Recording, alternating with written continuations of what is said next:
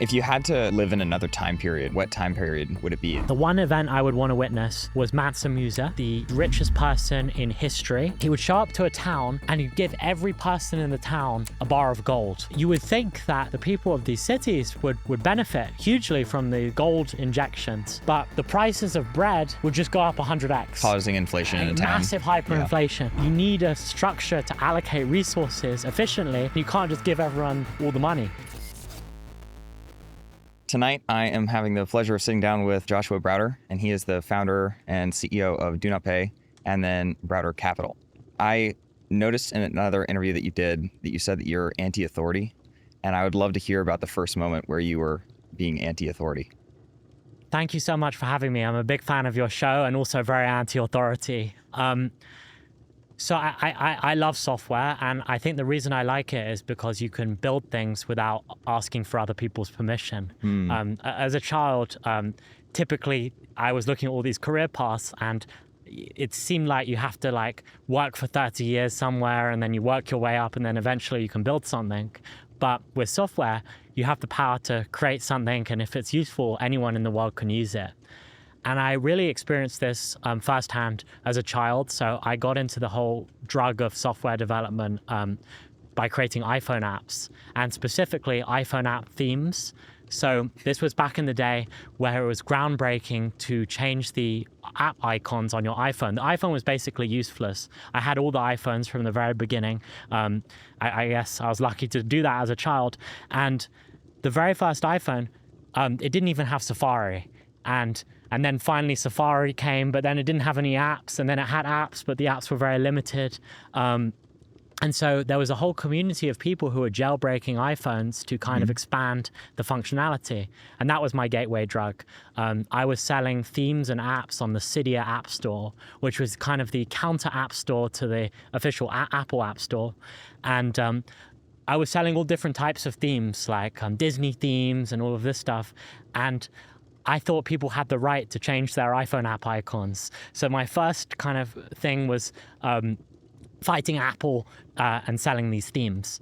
Then I decided that the market on the legitimate app store was 100 times bigger than the jailbroken app store. So maybe I should create some real iPhone apps that Apple would actually approve.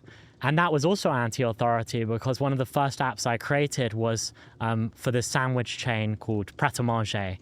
Pret App is one of the biggest sandwich chains in the UK.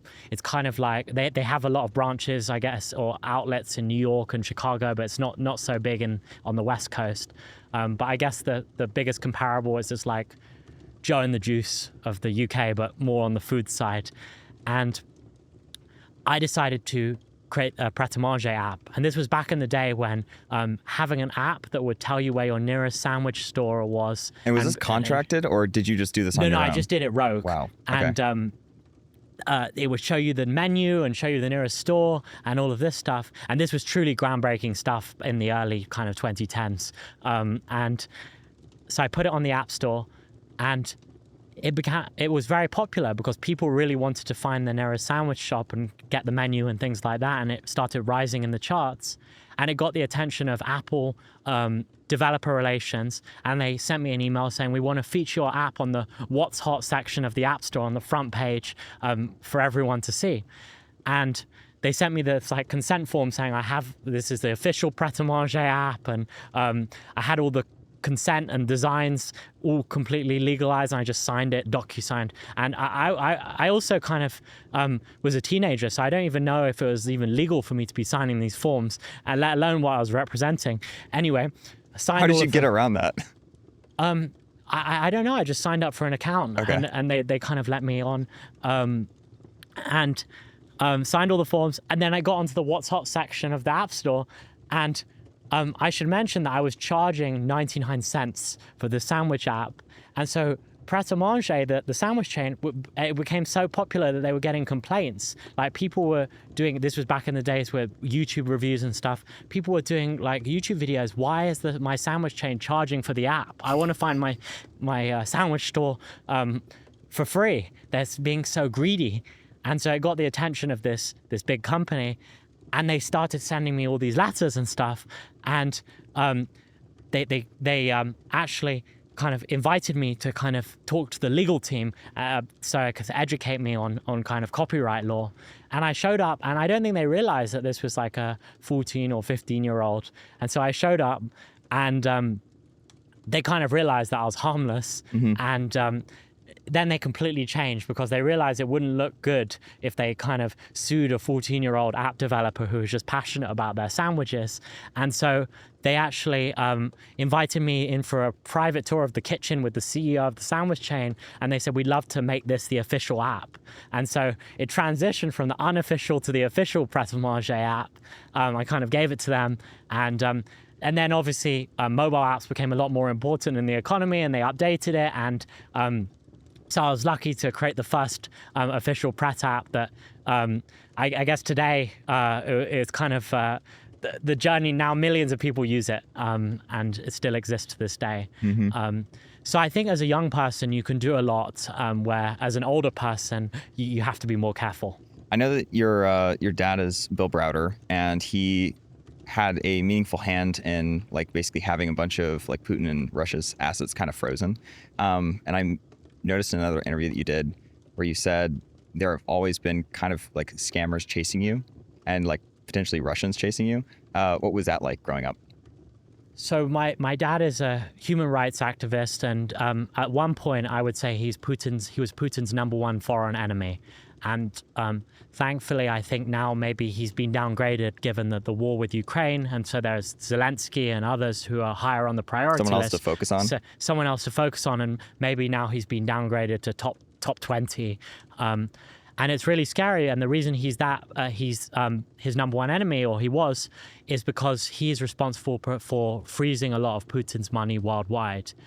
He kind of single-handedly pushed through a law in the United States called the Magnitsky Act, which is responsible for freezing billions and billions of Russian assets, and is actually the framework for the sanctions on Russia today because of the Ukraine war.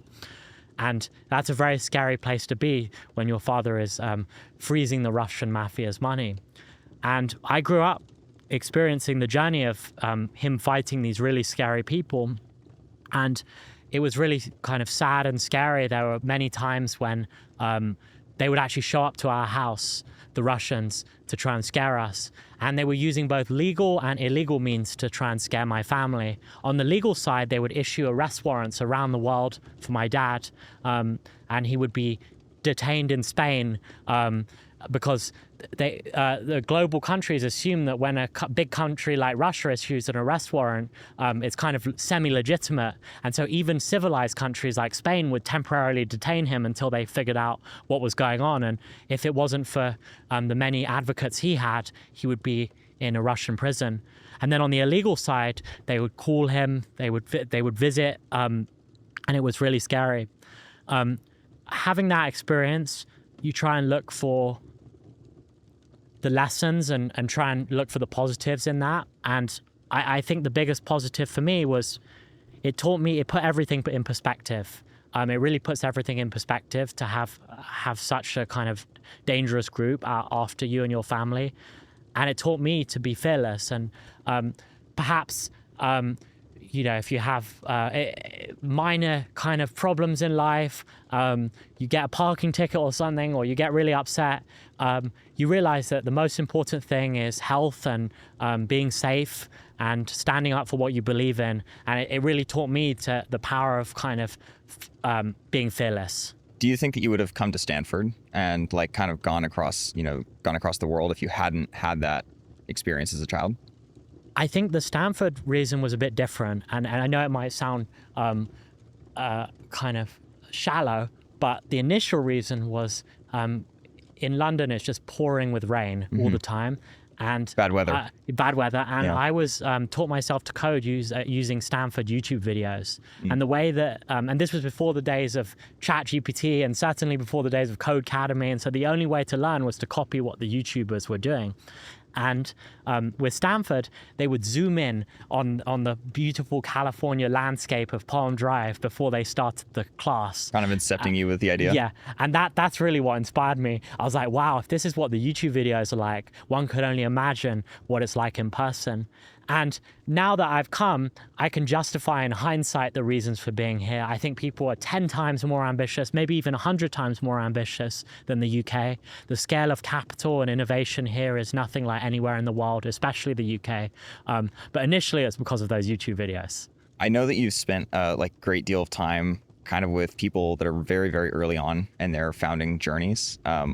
What are the traits and attributes that you're looking for when you're meeting with someone? So I got into the whole investing world by accident. Mm-hmm. 3.5 years into Stanford, I took a program called the Teal Fellowship to build my company, DoNotPay. I'd already was very passionate about it as a project, and it had a lot of users, like getting out parking tickets and stuff, but I wanted to make it a serious business. And so I took the Teal Fellowship. And there's an amazing tradition where the existing Teal Fellows every year kind of help out with future years, and they help advise who's real and who's not, almost like as an interview process. And I interviewed this amazing person as a prospective Teal Fellow. His name is Adam Guild, and he struck me as true top 0.1%. And so I decided to invest in him in the pre-seed. The problem was I didn't have any money at the time to invest. My company wasn't paying dividends, and this was before the scout fund mania that you see today. But I did have one source of money, which is that when you get the Teal Fellowship, you get $100K in prize money paid in installments. And my latest installment just hit, and I just thought, I'm just going to empty my bank account and put it in this guy. And that investment did very well. It's now a unicorn company, and it's better to be lucky than smart with one's first kind of investment. And so I thought I should keep it going, and I've since raised a lot of funds to do it with Browder Capital. And so to answer your question, it's a combination of things. It's really about someone who has an irrational chip on their shoulder that they will succeed no matter what. And really it's about a personal connection to the problem. So I'm Mr. DoNotPay. I'm the type of person to wait on hold for 4 hours to save $20. And truly... Have you done that? Yeah, no, all the time. It's about the justice for me. And we also have a lot of wealthy people who use our product. It's the same for them. But I realized that not everyone else is as crazy as me, so I built DoNotPay to kind of automate that. And the very first use case was because I got a lot of parking tickets. And so I look for founders with similar connection to those issues. Jake Adler, I was lucky to be his first investor, and he's incredibly passionate. He even I think this is public information, so I wouldn't mind me saying this, but he even tests the product on himself sometimes, and that's stabbing crazy. himself in the leg. Yeah. Yeah. And I don't encourage people to do that, but if they come to me with that level of passion, it's very difficult to say no to someone's life's work. And I've been in the Bay Area for 10 years now, and I haven't seen a case where someone hasn't achieved some level of success if they're earnest and it's truly their life's work. Now, it could be their second company, it could be something adjacent that they do, but they do generally succeed, and you don't want to bet against them. In the first meeting that you had with Adam Guild, you said that he's in the 0.001% of the people that you've met. What struck you as so special about him? So I look for evidence across everyone I back of something exceptional in their childhood. There's a founder called Soren, who I'm not an investor in. He's an amazing founder of Nero. It's a young founder. He just got the Teal Fellowship. And he is one of the best drone racers in the world. With Adam Guild, he was selling Minecraft servers and making serious money doing that in high school. Some founders do sneaker bots. I'm an investor in a company called Whoop, which is now close to $1 billion valuation company, and they were making a lot of money with sneaker bots. Sometimes it's Roblox, and sometimes founders skip all of that, and even as a 13-year-old, they go straight to enterprise SaaS. There's founders now going viral on X who have serious revenue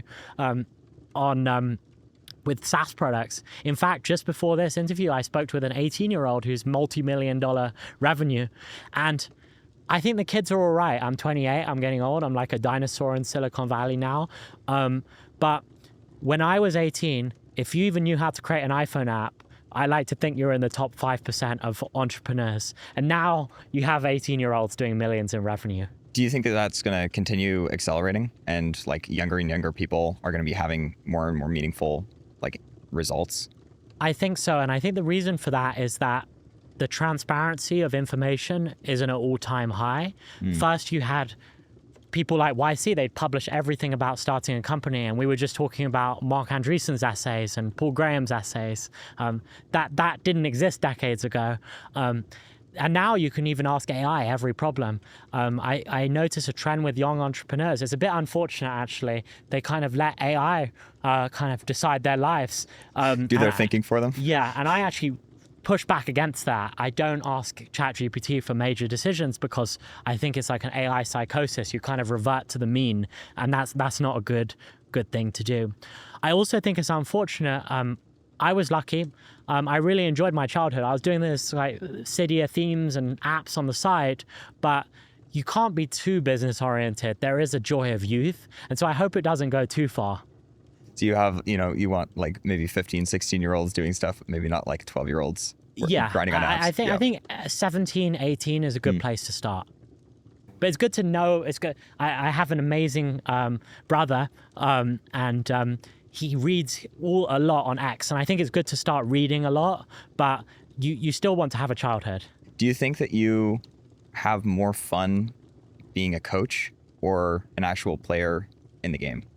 Definitely, I love still running my company, and I think it makes me a better investor.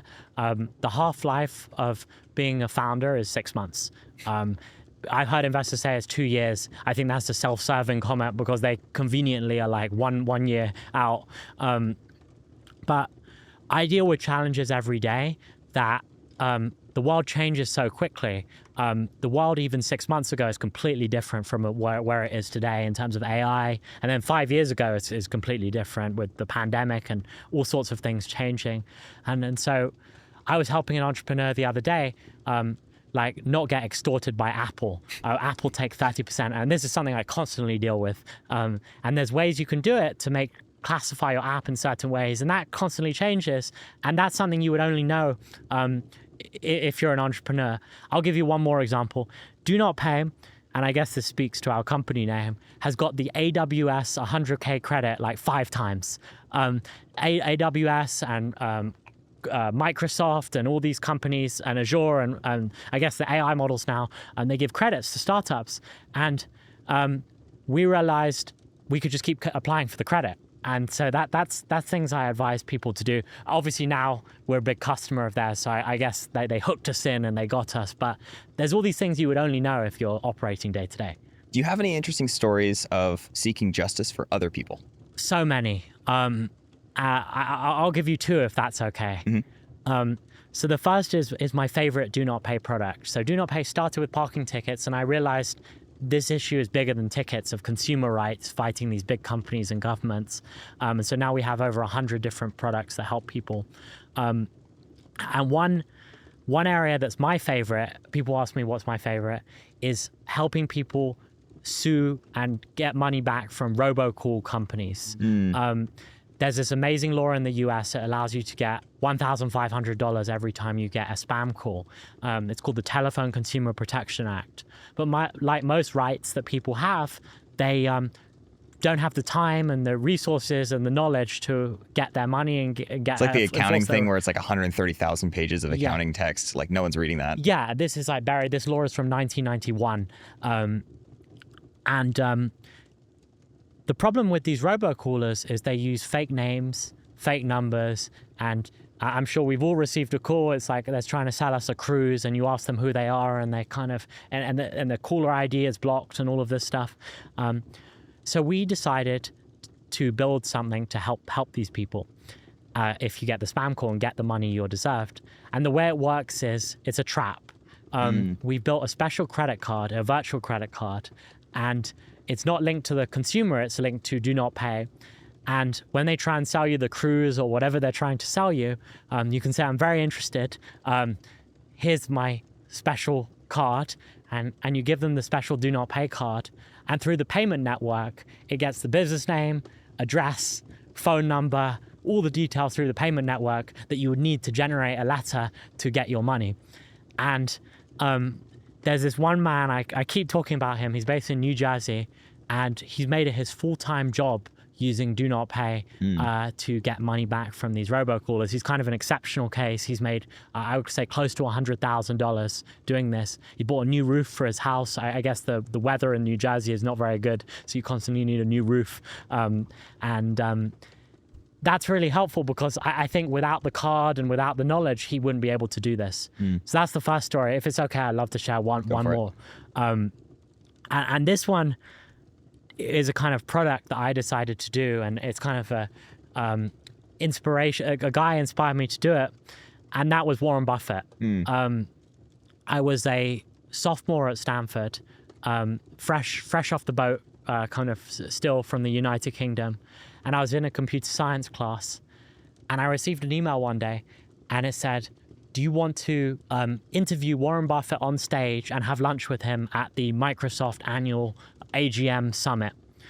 And I have no interview experience. I'd never spoken to Microsoft or anyone that worked there in my life. So I thought this has to be a scam. And there was a number at the bottom of the email. And by the way, I was no stranger to like strange Russian scam emails and stuff. Yeah. So I was very wary, but I called the number, and a nice lady with like a Seattle accent picked up, and I thought maybe this isn't a scam. And she said, no, it's real. We can send you a flight. We'll actually book you business class to Seattle. And I was like, wow. I was like, DoNotPay lifestyle, free flight to Seattle. And so I flew to Seattle, and I prepared to interview Warren Buffett on stage. And I got to this kind of conference center, and it was like this ultra exclusive. It wasn't like a public conference. It was for all the biggest shareholders of Microsoft and friends of Bill Gates, who was also in the audience. So Jeff Bezos was there. Did you meet any of these people? Yeah, Sam Altman was there. I walked in, and there was like black SUVs and security. And the first thing I saw is very crystal memory. This was like 2017, I guess, was Sam Altman talking to Satya Nadella. And in hindsight, it's obvious what they were talking about. But at the time, I was like, wow, all these people. But I wasn't even focusing on the people there. I was kind of very shy. I was focused on doing a good job for my interview with Warren on stage. And the kind of issue that I had was, my biggest thing beyond anti-authority is I always want to provide a unique perspective to the world. And I'm sure you deal with this, like, how can you ask people unique questions? And the problem with Warren Buffett is he'd been interviewed thousands of times. There's like books written on him, all this stuff. All the annual shareholder meetings with, hundreds of people asking questions. Yeah, and they have this tradition where this kind of college person interviews him on stage. And I looked at previous kind of versions of this. It's not public, but I asked the organizers to send me previous ones. And it was like, all these questions like, what should you be investing in? Or tell me how you got started. And I was like, I can't ask that. This is a once in a lifetime thing. And so I got to the stage, and I still didn't really know what to talk about. But one thing you can always count on with me is shameless self-promotion. So I thought the only way I can be unique is kind of insert myself into the dialogue. And so I got on stage and I said, thank you so much for being here. What is one area in your life that you fought back for yourself and you stood up for your consumer rights? And I introduced DoNotPay. I use it as an excuse to get the audience DoNotPay kind of knowledge. I was very lucky because he gave me an answer that he'd never spoken about ever before in any interview, which is the first lawsuit he was ever involved in. This was before the days of Berkshire Hathaway being shaken down by these class action lawyers or anything like that. And it was when he was my age at the time, or maybe slightly older, in his 20s. And he was subscribed to a magazine called Harper's Magazine, which still exists to this day. And back in those days, this was even pre-credit cards. So the way it would work is you'd subscribe, and there was like a trust system. I guess it was a higher trust society back then. And they'd send you an invoice for the magazine.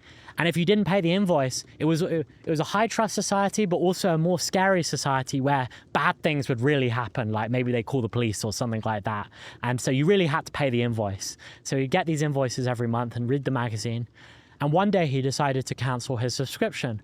And so he wrote to them, and he called them, and they acknowledged the cancellation. But they kept sending him the invoices and he kept getting the magazines. And he wrote to them again and they kept sending the magazines.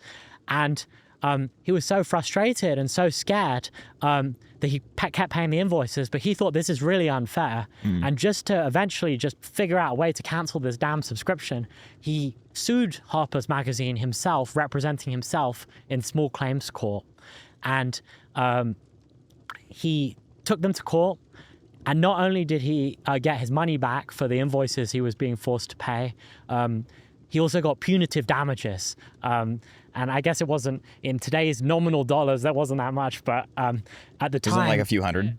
I think even less, like maybe like $50 or something. But in today's money, it would be a lot. And it taught him, and then it taught me 2 lessons. The first is, it taught him the value of standing up for yourself. Sometimes only the squeaky wheel gets the grease. And finally, asserting his rights, he got his subscription, he got his money. And it taught me a valuable lesson, which is, God knows how much later, like 50 years plus later, 70 years plus, people still can't cancel their damn subscriptions. And so that was the inspiration for a product called the free trial card. I guess I love these virtual credit cards. And it's a virtual credit card that consumers could use, especially during COVID. And you can sign up for any free trial and it's not linked to their credit card or credit. So when the subscription comes time to cancel or renew, they don't have to worry about being charged. And we were really the first pioneer, we're the first ever company to do this. Now I guess Robinhood Gold has just introduced it. I'm not too worried about that because our consumers aren't using Robinhood Gold. They don't have any assets, but we were really the pioneer, and it was all down to this kind of story about Soon how the it's hard it Robinhood is users can be your users once they have no assets either. That's a good point. Yeah, I've seen some of these screenshots. So after they're no longer Robinhood Gold because they're trading options. If they both have Robinhood and Reddit, there's a high correlation. We will happily serve them at DoNotPay for much, and we don't have to take all your money with risky options. We can, it's just a very cheap subscription. Yeah. So. Was there any, like, outside of actually doing the interview, did any serendipity kind of happen coming from that and meeting with him? Yes, actually. No one's ever asked me that. It's such a good question. That two big things happened. The first is that Reid Hoffman was in the audience, and Greylock. I was a EIR intern at Greylock. EIR stands for Entrepreneur in Residence, and typically they have these very experienced executives who are thinking about starting companies. But I guess Reid was so happy with the interview that he offered me a position to intern at Greylock to build DoNotPay. And Greylock was one of my first pre-seed investors. And I got to work out the offices and kind of eat snacks at 4 a.m. on Sand Hill Road and really learn from some of the best kind of minds at Greylock, including Josh Ellman, who's an amazing investor and entrepreneur who actually joined Robinhood as a head of product. And then the second thing that happened was it became known that I did this. I think I tweeted about it, and the tweet got some minimal engagement, maybe a few hundred likes. And the Teal Fellowship actually noticed. So they encouraged me to apply. So that's how the Teal Fellowship found out about me. And so I'm a big believer in momentum in the companies I invest in. I think momentum is everything. And I try and say yes to everything. I'm so lucky to be on this podcast, but when you reach out, I'm like, yes, instantly. And when I events and meeting people, and because you never know what will happen. Do you have any interesting stories from like saying yes to something that a lot of people might not have said yes to? So there was like a lot of these groups at Stanford, and they were looking for summer roommates. And I decided to just go into it and room with a kind of stranger. And it was this amazing guy. His name is Justin Lewis Weber. And we decided to become roommates, and we were searching on Craigslist for rentals. And there was this amazing house. It was in Palo Alto, but it was kind of in a very rough part of Palo Alto, not like the nice part. And it was a very rundown house as well. And I guess the thing I said yes to was rooming with a stranger, and then kind of going for this rough house. And so we signed the lease for the rough house. It was $4,000 each, which was a lot for this rough house. This was before the days of like hyperinflation. It was like 2018. And we later found out, and I'm shocked that the landlord didn't advertise this, that this was the house where Facebook was started. This was, and not the one in the movie, the real house that Mark Zuckerberg lived in. And we only found this out on move-in day because we opened the door and there was like this shrine, this like Mark Zuckerberg shrine of like pictures with Mark and Eduardo Saverin and all of the crew, Sean Parker. Dustin like, Moskovitz, yeah, I assume? Yeah. And I was like, wow. And so we got into the house and we thought, this is cool. Seems like a cute thing. You know, there's good aura in the house. And by the way, my college, the college summer roommate is doing incredibly well now with his company Assured. But the real benefit came a few days later, which is a bus arrived at the house, and the bus was full of foreign tourists, and I was like, what are all these people doing here? And it turns out there's like a tour of Silicon Valley. A lot of tour companies, people come, this is the center of innovation, ChatGPT, all this stuff. Tesla started here, and so people come, Silicon Valley, and there's like Avenue of the Stars, like in the same way people do buses where they try and like stop outside Angelina Jolie's house, they do it for here. And this was on the map for all these tour companies. And so every day these buses would come. And so I obviously rented the house that year, and then the next year, DoNotPay, we took over the entire house, and I had all my team live with me. And whenever someone would come, usually they would expect to just see the house from the outside, but I would always let them in, like 50 people at a time. And I say, you can only come in if you download the DoNotPay app.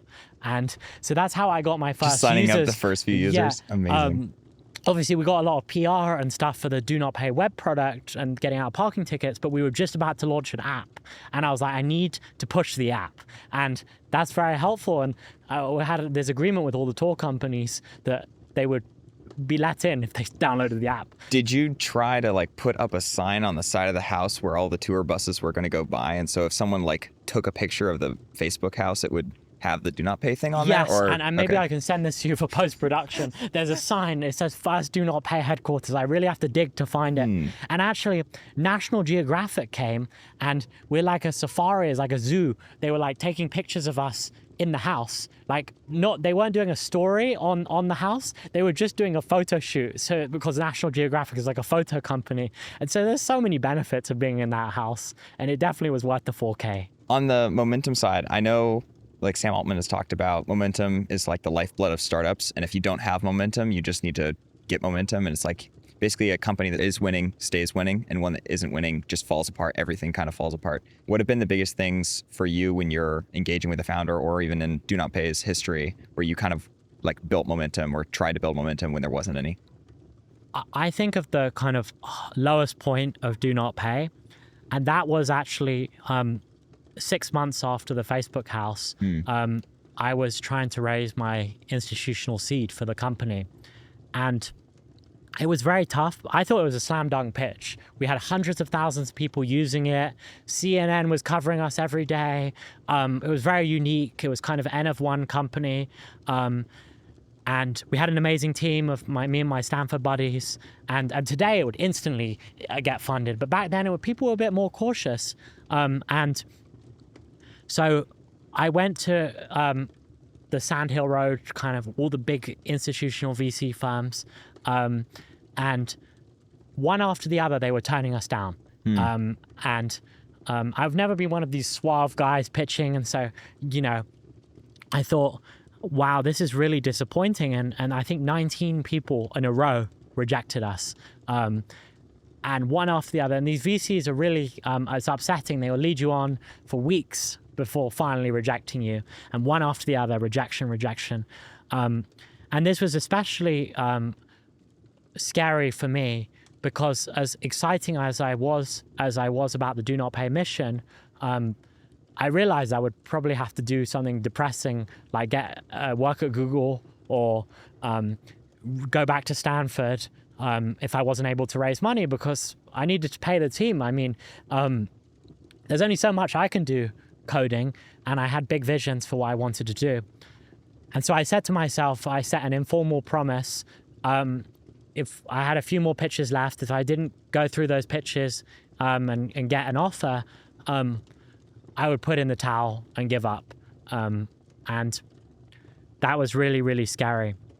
And so I had a few of these left, and I had one kind of advisor to the company. He's a legendary Silicon Valley lawyer. His name is Damian Weiss. He's a partner at this firm called Wilson Sonsini, which is a leading Silicon Valley law firm. They represent X and all of the leading companies.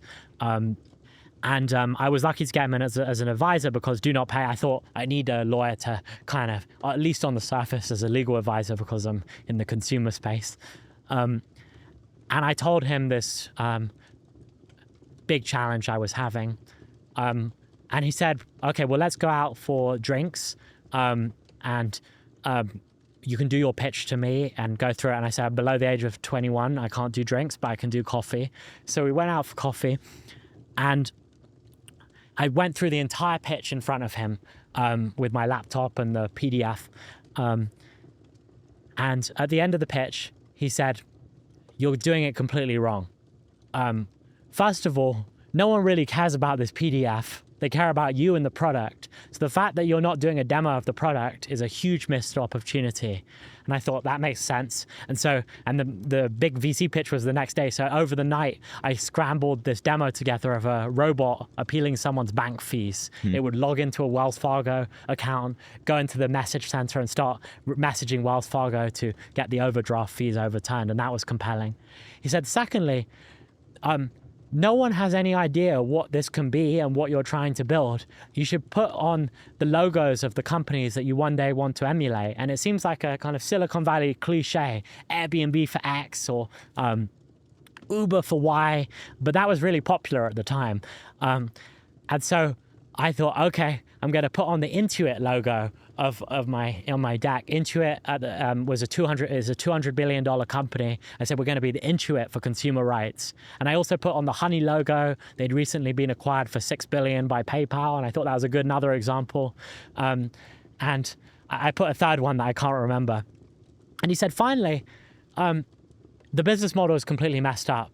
At the time, I thought maybe I want to have a business model like Credit Karma, where maybe I help people get credit cards or something after I'd saved them money with DoNotPay. But the problem was that the Cambridge Analytica scandal had just happened. This was just about a year and a half after the kind of election.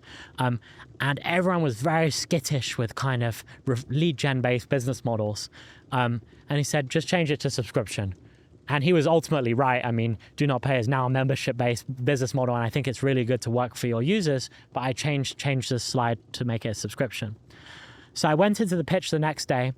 Nothing changed about the company, nothing changed about the users or the product, just those three minor changes. And it was shocking. It was like a night and day difference with the pitch.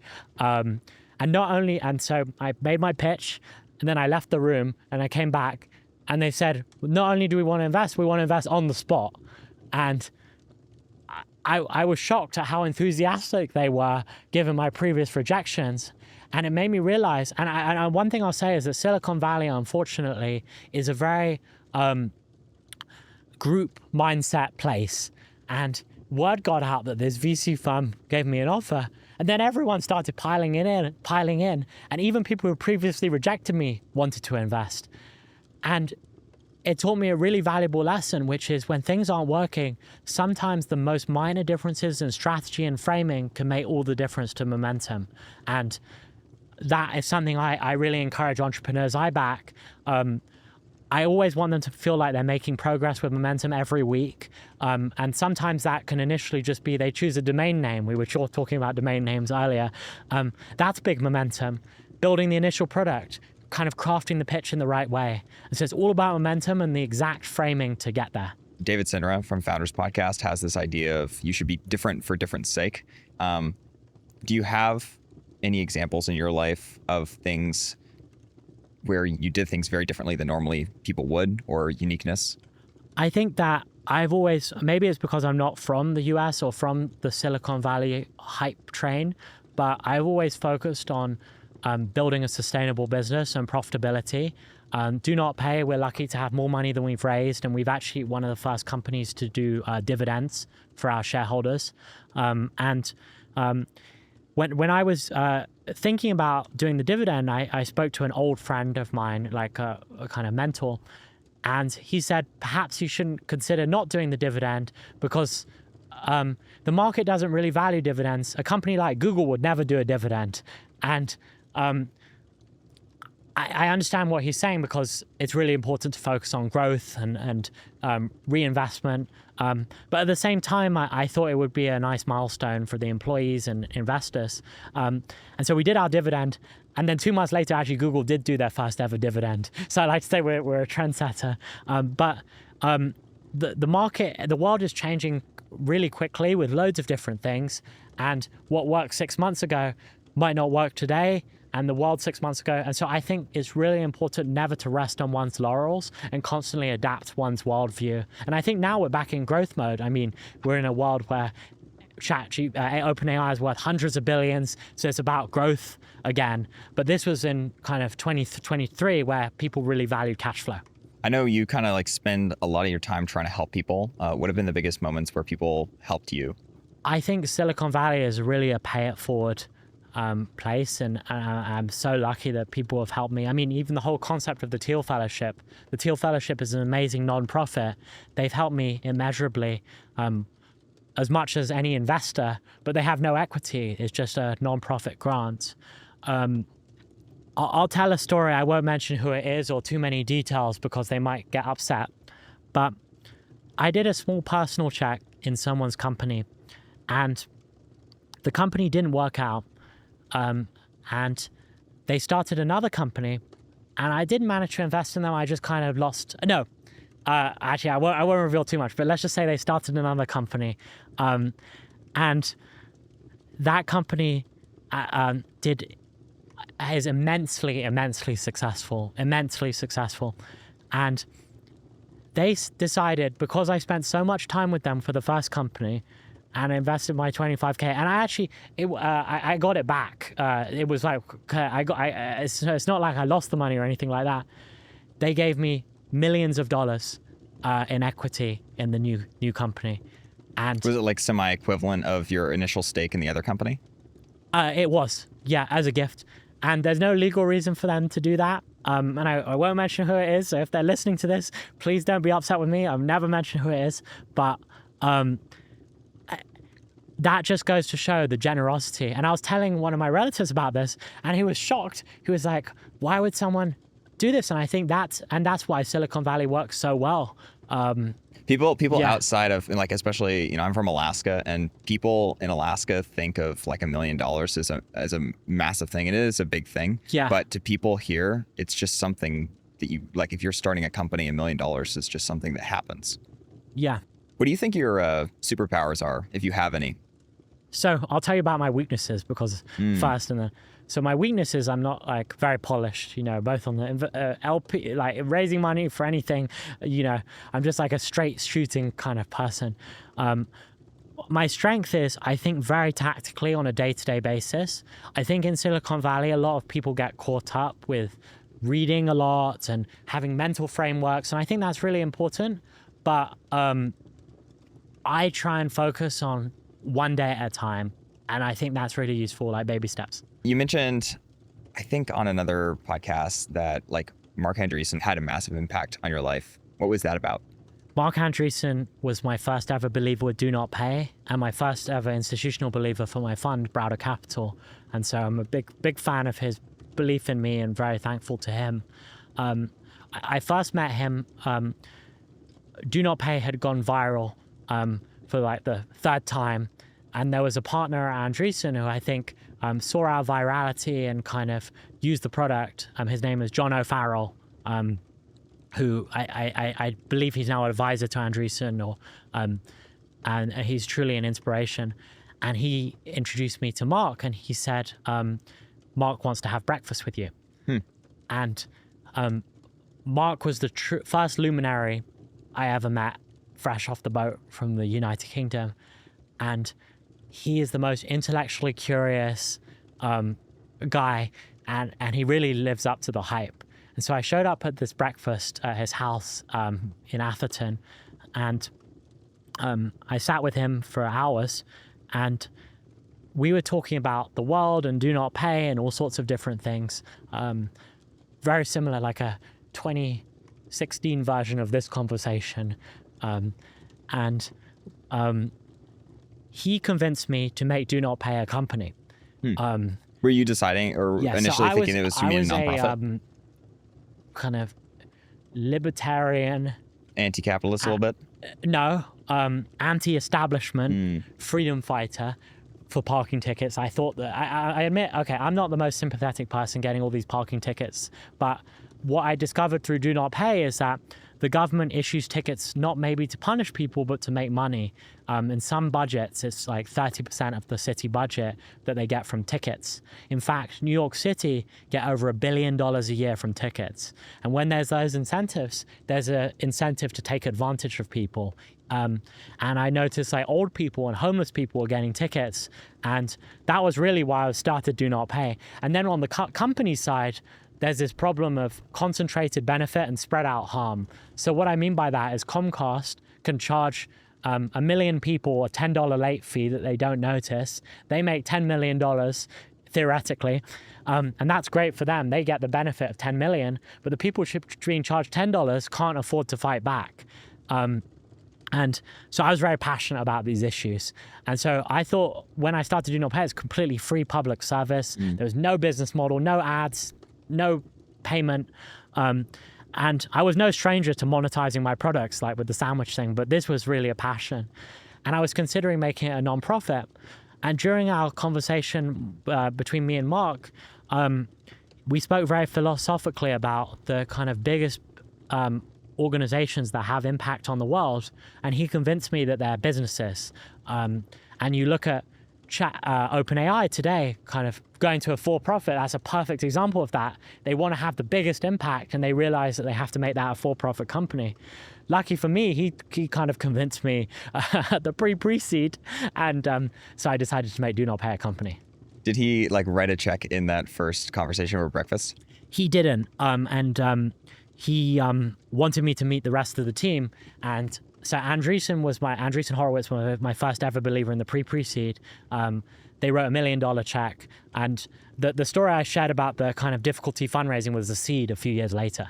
If you had to like live in another time period, what time period would it be and why? So I have a great answer to this question because I love history, and if all jobs paid equally, I would want to be a history teacher. And so I really love history. And the one event I would want to witness was Mansa Musa. Mansa Musa is the world's richest person in history, inflation adjusted. Richer than Vanderbilt? By far richer than Vanderbilt. And there's an open question, is he richer than like Larry Ellison or Elon Musk in this climate? I need to kind of do more research, but it was like at that level, I think it was $500 billion. It was a lot of money. And I'm going to get like scolded by the history people. So disclaimer. This guy's from Africa, right? Yes. Yeah. So he's an African king, and he was truly extremely wealthy. And he'd go around Africa on these gold pilgrimages, and he would show up to a town, and like big places, probably like hundreds of thousands of people lived there. So like San Francisco, basically. And he'd give every person in the town or the city a bar of gold. And there would be like these pilgrimages, and he'd have so much gold. He was so rich, he'd just give all of his money away on these trips. And it's kind of a lesson about capitalism. That, have you ever seen the movie In Time with Justin Timberlake? It's kind of a cheesy movie, but it's where there's this movie where like time is money, and people pay for everything with limited time. In any case, you would think that the people of these cities would benefit hugely from the gold injections, but they'd get the gold, and the prices of bread would just go up 100x, because everyone was rich. or nominally rich in the currency of the day, which was gold. And so it'd be like to get even a loaf of bread, you'd have to have a bar of gold. Just causing inflation in a town. Massive hyperinflation. And it's a lesson against communism, which is you need a structure to allocate resources efficiently, and you can't just give everyone all the money. So I would want to be there to witness that. And I think history repeats itself, and I really think that's the first lesson of the failure of communism. Well before communism even existed, it was well before the days of Karl Marx. On that same kind of thread, if you could change one thing about the world, what would that thing be? That's such a good question, and it's something no one has asked me about. I would say every city has a really good thing about it. I mean, San Francisco, people are like delusionally like building the future. Washington, D.C., people are focused on power. New York, there is some focus on capitalism, which could be good. LA, people are very vain. And don't get me wrong, it can be good to be a bit vain.